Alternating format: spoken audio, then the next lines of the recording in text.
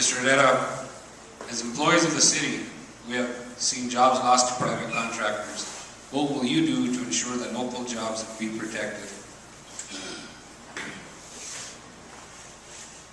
The issue of privatization is always an issue that requires a balancing act.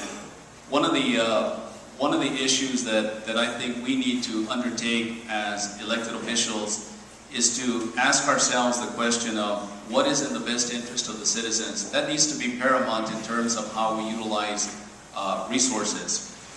My personal preference would always be to preserve those jobs for the city, for the employees that are within the city at this point in time. There's going to be a time when private companies would need to come in and hopefully not take over those jobs, but be able to enhance the opportunity for those employees.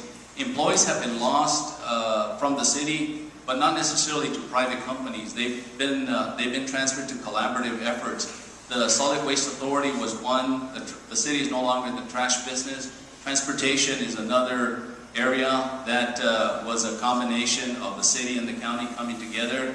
And if you talk to those employees, particularly the ones that I'm very familiar with, the ones in transportation, when they moved from the city and set up this collaborative effort, which I supported strongly, some of those employees got anywhere from 20, 25, and 30% increase in their salaries. Now, you can't tell me that that isn't good for the employees. So I don't want you to confuse the idea of collaborative efforts with the idea of privatization.